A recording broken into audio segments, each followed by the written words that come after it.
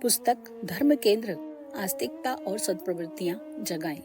लेखक वेद मूर्ति तपोनिष्ठ पंडित श्रीराम शर्मा आचार्य। विशालकाय मंदिरों का निर्माण करने की प्रक्रिया भारतीय मनीषियों ने अति महत्वपूर्ण प्रयोजन की पूर्ति के लिए विनिर्मित की थी। भगवान के मंदिरों की स्थापना करके सर्वसाधारण के मन में आस्तिकता की मान्यताएं परिपुष्ट करना हमारे देवालयों का मुख्य प्रयोजन है। आस्तिकता का अर्थ है ईश्वर के आदेशों का पालन करना, नैतिक जीवन जीना, दुष्कर्मों से बचे रहना और विश्वात्मा परमात्मा को सुरभित बनाने के लिए अपना अधिकाधिक योगदान देना। आस्तिकता का प्रथम चरण जप, ध्यान एवं पूजा पाठ हो सकता है, पर उसकी पूर्णता भगवान को, उनके आदेशों को जीवन में घुला देना ही है। नेक, सदाचारी, भला और परमार्थ परायण जीवन क्रम ही किसी की आस्तिकता का प्रमाण हो सकता है। इस आस्तिकता के ऊपर ही व्यक्ति और समाज की उत्कृष्टता एवं सुख शांति निर्भर है। भगवान हमारे अति समीप अंतःकरण में विद्यमान है। उसे किसी की निंदा स्तुति से कुछ लेना देना नहीं। उसकी प्रसन्नता, अप्रसन्नता, कृपा, अकृपा इस बात पर निर्भर है कि कौन उसके आदेशों का कितना पालन करता है। इस तथ्य को समझने वाला सज्जनोचित सदाचारी जीवन ही जिएगा और समाज के प्रति अपने महान कर्तव्यों को ध्यान में रखते हुए लोक मंगल के लिए अपना बड़ा चढ़ा अनुदान देने में तत्पर रहेगा। आस्तिकता व्यक्ति और समाज की भावनात्मक भूमिका को ऊंचा उठाने का प्रयोजन पूरा करती है। इसलिए उसे मानव जीवन की एक महती आवश्यकता माना गया है। पूजा उपासना का सारा कलेवर इसी प्रयोजन के लिए खड़ा किया गया है। मंदिरों की स्थापना के मूल में मनीषियों का एकमात्र प्रयोजन यही था कि इन धर्म केंद्रों के द्वारा आस्तिकता के आदर्शों का जनमानस पर व्यापक प्रभाव डाला जाए। एक बार कबीर ने प्रसंगवश अपने एक अनुयायी से कहा, मैं अभी एक मंदिर से होकर आ रहा हूँ। वह सज्जन बहुत विस्मित हुए और बोले, महात्मन, आप तो मूर्ति पूजा का विरोध करते हैं, फिर मंदिर कैसे चले गए? आप तो अभी अमुक व्यक्ति के घर से आ रहे हैं। कबीर हंसकर बोले, हाँ हाँ, वह घर ही तो मेरा मंदिर है, जहाँ नित्य ईश्वर भजन होता हो, जिस घर के लोग स्वाध्याय सत्संग करते हो, बच्चों को अच्छा बनने की शिक्षा देते हो, वह घर मंदिर ही कहे जाने योग्य है। मंदिरों के निर्माण में विपुल धन संपत्तियों के लगाए जाने का एकमात्र प्रयोजन यह है कि इन धर्म केंद्रों के द्वारा आस्तिकता की सर्वतोमुखी प्रवृत्तियों का विस्तार किया जाए। पूजा आरती भी वहाँ होती रहे सो ठीक है। लोग दर्शन करने आए और यह स्मरण करें कि भगवान की सत्ता इस संसार में विद्यमान है। अस्तु हमें उसके दंड से बचने और अनुग्रह को पाने के लिए सज्जनोचित जीवन जीना चाहिए। मनुष्य आस्तिकता की भावना को भूलकर ही कोई कुकर्म कर सकता है। यदि परमात्मा और उसकी न्याय व्यवस्था हमारी स्मृति में बनी रहे तो अनीति की दिशा में एक कदम भी बढ़ सकना संभव नहीं। भावनात्मक परिष्कार की दृष्टि से आस्तिकता का भारी महत्व है। व्यक्ति और समाज का कल्याण उसी पर निर्भर है। मंदिरों का प्रयोजन यह है कि भगवान की प्रतिमा का दर्शन पूजन करने के लिए जन साधारण को आमंत्रित, आकर्षित करें।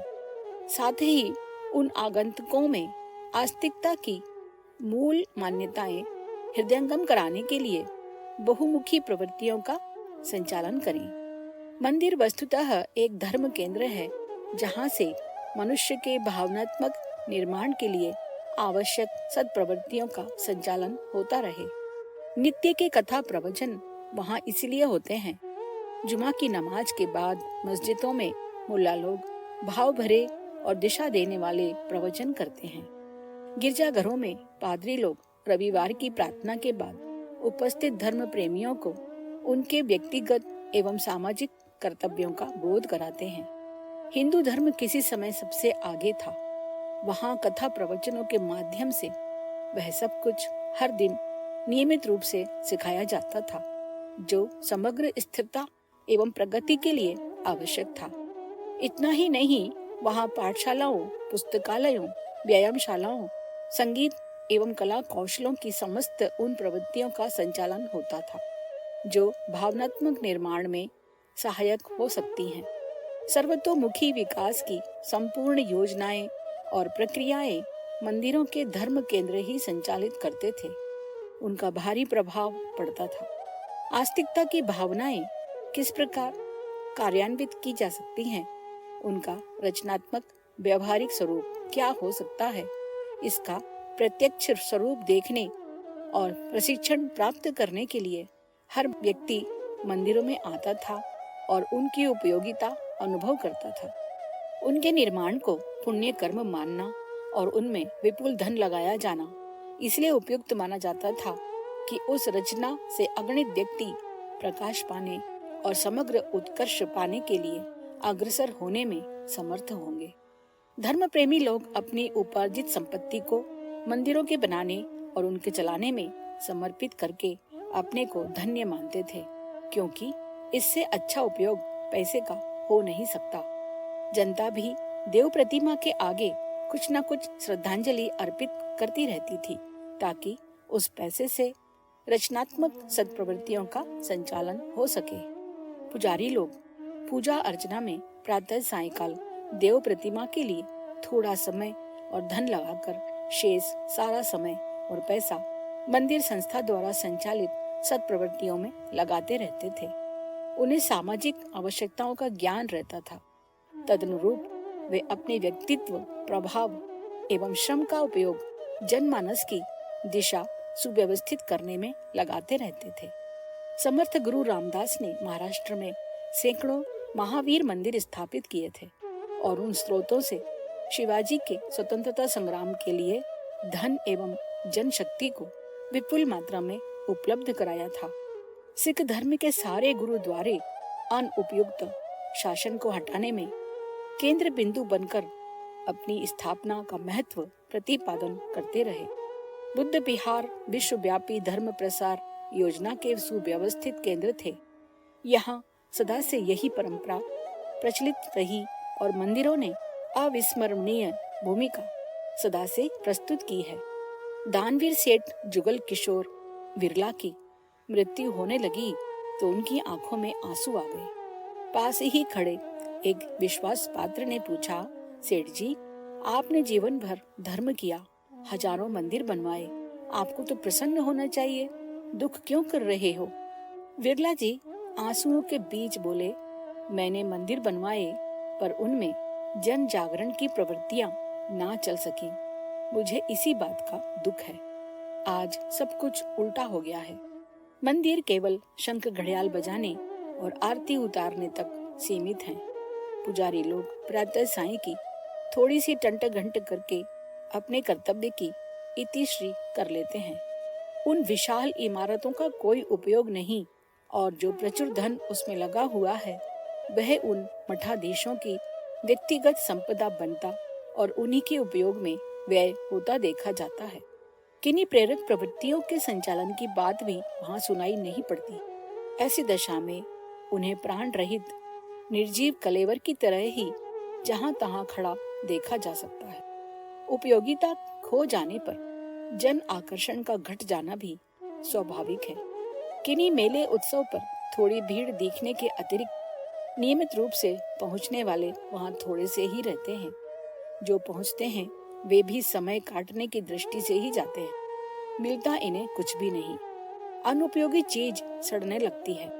इन धर्म स्थानों में धीरे धीरे अनाचार का प्रवेश जिस प्रकार हो रहा है उससे दुख और दोष ही उत्पन्न होते हैं। पुजारी नियत समय पर पूजा करने आता और आरती करते करते भाव विभल हो जाता। घर आते ही वह अपनी पत्नी बच्चों के प्रति कर्कश व्यवहार करने लगता। एक दिन उसका नन्हा बच्चा भी साथ लगा चला आया। पुजारी स्तुति कर रहा था, हे प्रभु, तुम सबसे प्यार करने वाले, सब पर करुणा लुटाने वाले हो। अभी वह इतना ही कह पाया था कि बच्चा बोल उठा, पिताजी, जिस भगवान के पास इतने दिन रहने पर भी आप करुणा और प्यार करना ना सीख सके, उस भगवान के होने ना होने से क्या लाभ।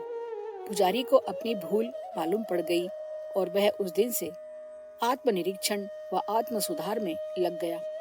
भारत के इन धर्म केंद्रों में खरबों रुपए की संपत्ति लगी है। उनकी दैनिक आमदनी करोड़ों रुपया है। इमारतें इतनी विस्तृत हैं कि उनमें ईसाई मिशन के द्वारा संसार भर में हो रहे कार्यों से अधिक कई गुने रचनात्मक कार्य आरंभ किए जा सकते हैं। करीब 1 लाख व्यक्ति उन मंदिरों की सेवा पूजा में नियुक्त हैं। इतने व्यक्ति यदि काम के हों और उन्हें रचनात्मक दिशा में लगाया जा सके तो सारे समाज का कायाकल्प हो सकता है।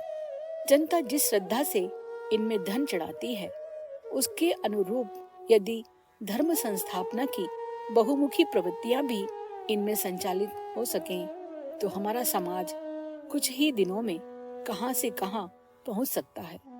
साधनों के अभाव में काम रुका रहे, यह समझ में आता है, किंतु प्रचुर साधन होते हुए भी उनका सदुपयोग ना हो सके, यह बड़ी लज्जा और पीड़ा की बात है।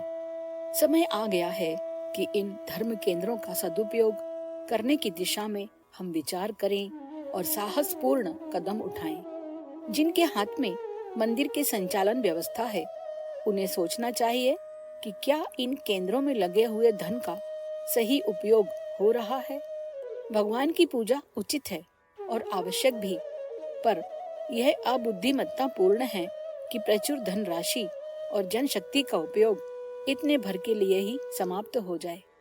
ईश्वर भक्ति पूजा आरती तक ही सीमित नहीं है। व्यक्ति और समाज का भावनात्मक उत्कर्ष भी ईश्वर भक्ति का ही अंग है। देश, धर्म, समाज और संस्कृति की उत्कृष्टता अभिवर्धन के लिए रचनात्मक कार्य हो सकते हैं। उन्हें ईश्वर पूजा से कम महत्व का किसी भी प्रकार नहीं समझा जाना चाहिए। मंदिरों की उपयोगिता तभी अक्षुण्ण रह सकती है जब उनमें पूजा के साथ साथ आस्तिकता के अभिवर्धन एवं परिपोषण की सत्प्रवृत्तियां भी संचालित होती रहें। इति।